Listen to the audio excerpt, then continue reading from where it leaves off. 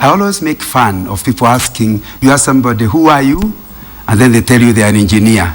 I say, when you do that, you are not answering the question of who you are, you are answering the question of what you are. And I say, we are not human doings, we are human beings. So you don't say what you do, you say who you are. Who am I? I'm a man who considers himself a young man, born just before the emergency, and went to school from the late 50s through primary, high school, and finally finished my A-level at Alliance in 1973. Secondly, another way of looking at me is a young person who gave his life to the Lord more than 40 years ago and made a commitment in a youth meeting that I would like to be committed to God and to serve Him all my life. And yet, I have never had a call to be a pastor, and so have never been a pastor, but I believe God has called me to the professional world to serve Him. So I'm a Christian professional, like the title of one of the books I have written. Another way of saying, who am I? I'm the husband of Rebecca, who enjoys the micro-organization of a family, where you are taken as you are, accepted as you are. Even if I was a bad man, my children will not have another father except me. Even if you think I'm great or small, my wife will always know me as a husband. And I'm so happy to belong to a family that accepts me as I am. And I don't have to pretend. I can be myself. When I fail, I can tell my wife, today I messed up. And she will cry with me and then rejoice with me. I am a husband and a father. Which is the other way of looking at who John Nganga is. John Nganga is someone who enjoys helping the people to realize their potential. Now that you've been married for 35 years and you seem to be happily married, marriages in my generation are really suffering. What are we doing wrong, and what would you advise us to do? Like the series in my website on marriage state, if originally marriage was traditional marriage, a wife had no voice. She was to be seen, not to be heard. And basically, a wife was a total dependent. So that way men were in control of women. In addition to that, a woman could not come to a marriage unless she was purchased. You paid something called a dowry, which is a purchase price. Some people these days are trying to make it less. But in my tradition, it was actually called a purchase. In fact, when people asked you, are you married? They didn't say that. They said, did you buy a wife? So in our tradition, you bought a wife. Now, once you are bought, you knew who you are in the home. And so marriage was very stable in tradition because the wife had no voice. Then came my generation, and we still respected our traditions because how we were born by grandparents who had never, we met our grandparents who had never had any touch of Christianity. So we could see the way they treated their wives. We saw how they were respected. So we and our wives were therefore able to get a bit of that, despite the challenge of the fact that now my wife was not totally dependent upon me. She's a professional, I'm a professional. Came to the generation now of our children. And those children, many of them, have grown up in families of educated parents, where the mother is independent, able to provide herself.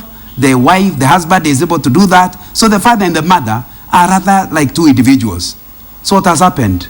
Women are getting to marriage ready to be equal to men. Men are getting to marriage ready to make the woman become like the grandmother. That is the struggle of our current marriages. They do not know which way to go. They don't accept the traditions, nor do they accept the Christian principles. It is the meaninglessness and lack of definition of marriage that is causing a lot of marriage separations and divorce. What's my recommendation? Make up your mind. Will you become traditional or will you become Christian? In between, nothing exists. It means you enter into marriage, the husband has certain expectations, which the husband doesn't agree with. The husband has expectations, which the wife does not agree with. It does not take the honeymoon. People are quarreling within the honeymoon. By the time you are home, you are wondering, did I make a mistake? But it is what I call expectation management. People are not clear. If you are to make a decision, like my wife decided to, that since we are not traditional marriage, we will make a Christian marriage. What does the Bible expect of marriage? And me as a husband, I'll play that role.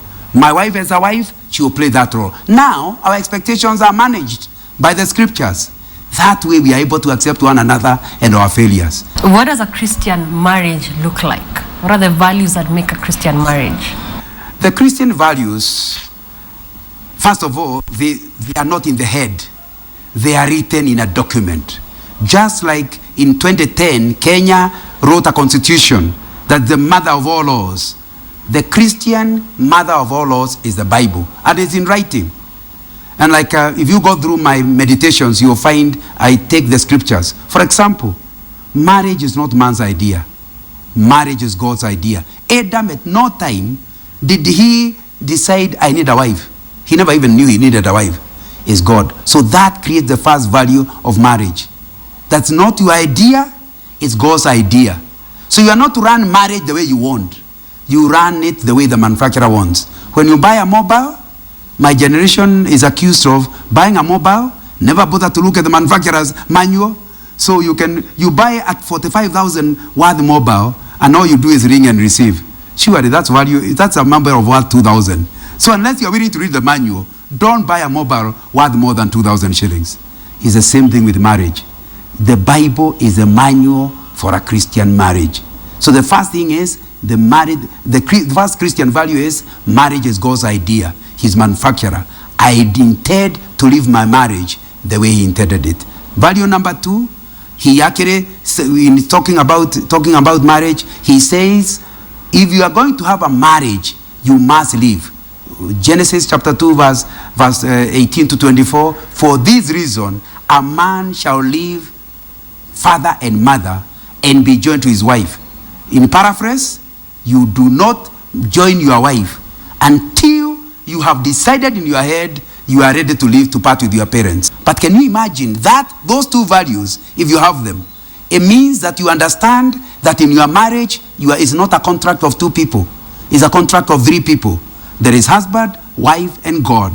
So the 2 of you cannot decide to cancel it without consulting the third party.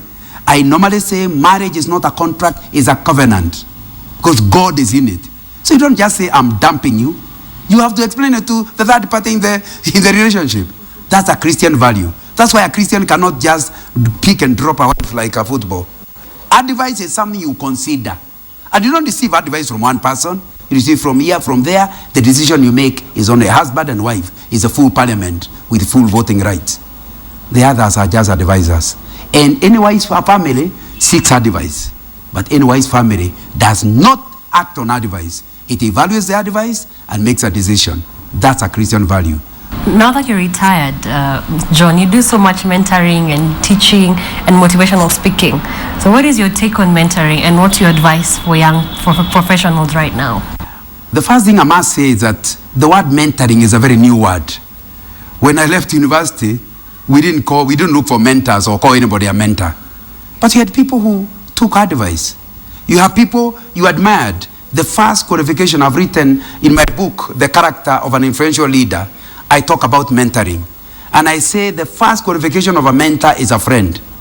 He's not a coach who can be paid. A mentor is a friend. I don't have one mentor. I have many mentors. Why do I recommend everybody has more than one mentor? Because nobody is perfect. I know myself. I know how many areas of weaknesses. And when I'm mentoring anybody, I tell him, on this area, don't copy me. I have challenges in that area. I always tell young people, please listen to me. I'll share my failures with you, so that if you also you fail in areas, you will be original. Don't copy my failures. Thank you for mentioning that you're not perfect. So after 30 years of the professional world, after 35 years of marriage, if you were to go back, what would you do differently? Like I say, in every area, there are weaknesses. And there are things that you do better. One of the things that I give myself advice, and of course I still have time to, if the Lord gives me more time, I still have time to actually improve on the issue of professional life. I would like myself, if I can, to spend a little more time with people. Sometimes especially before I retired, I was too busy to give time to people. And I think that has not been very good. Tell, never discipled anybody. It has to be tell and do together. And I haven't done very well in terms of investing myself to young people beyond 1 or 2 meetings. I need to improve that area of discipling people. The other area I've had a lot of challenges is because my life, I've been a public person. I started, the first time I was invited to preach in the university, there was only one university in 1977. After that, there are now many universities. I speak in many. Even this very year, I've been to Pwani University, to Nairobi University. This weekend, I'm in Kemu, Kenya Methodist University in Meru. I move a lot. That means it's a real challenge to divide up my time between my family and public life. It's something that I need to keep managing, because the most important part of you is your family. However public you are, if you don't do well in managing your family, the Bible says you don't qualify to be a leader.